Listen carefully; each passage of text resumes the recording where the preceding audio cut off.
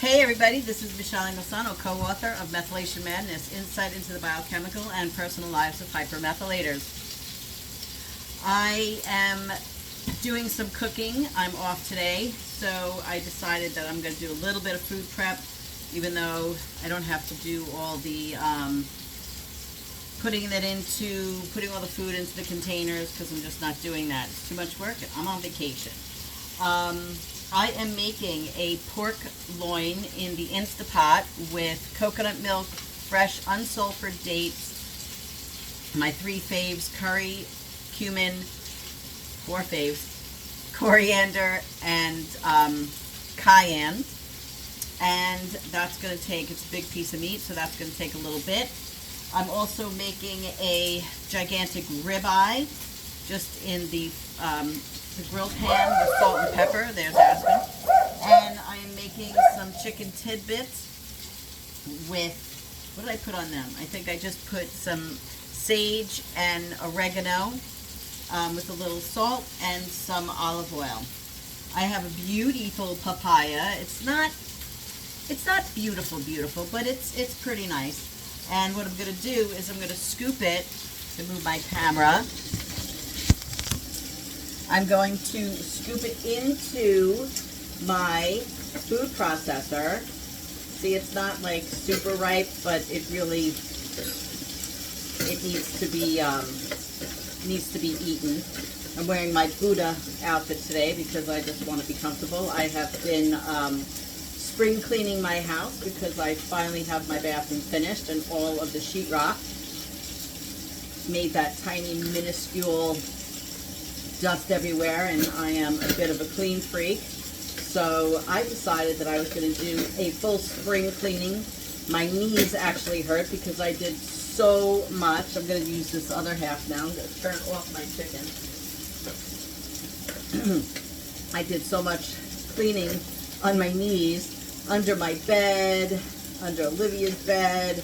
I moved all my furniture in my house.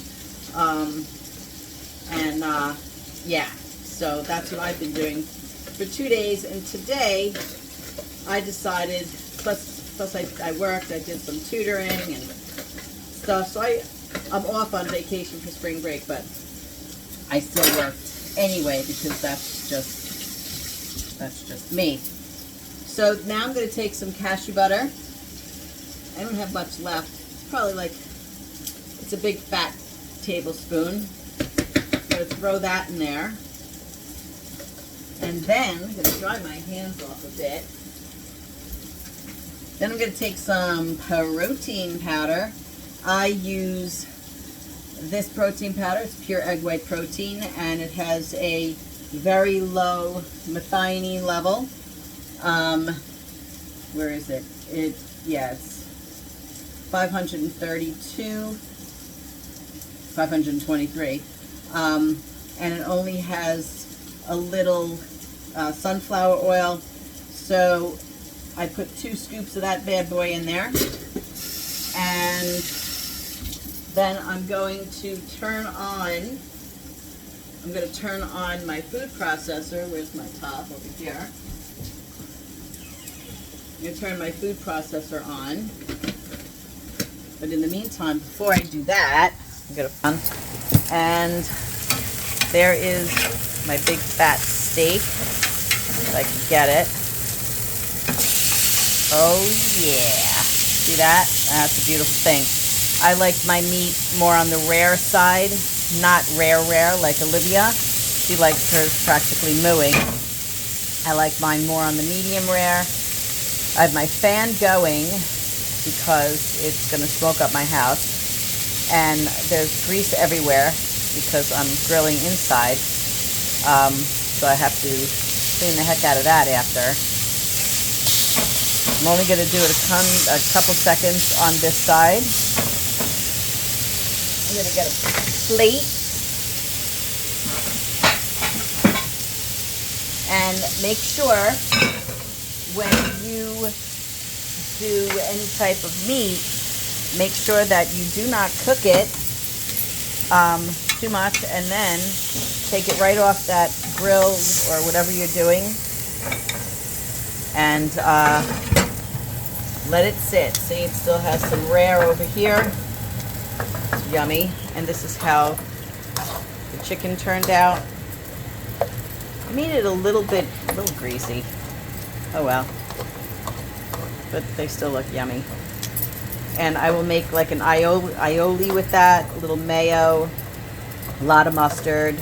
Probably I'll just double the spices on it. Oh, goodness me, they look so good.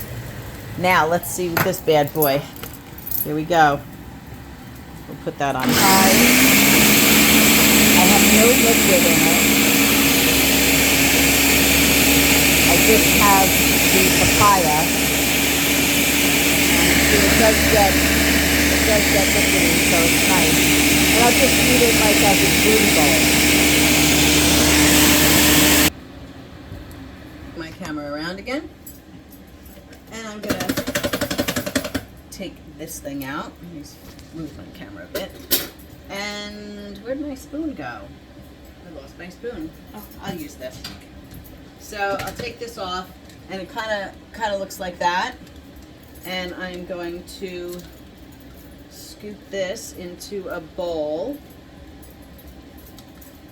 You don't have to do it a lot when the fruit is fresh.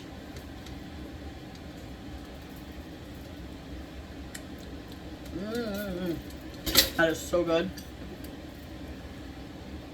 And now I'm going to walk over here to my no makeup at all. I'm going to take some cacao nibs.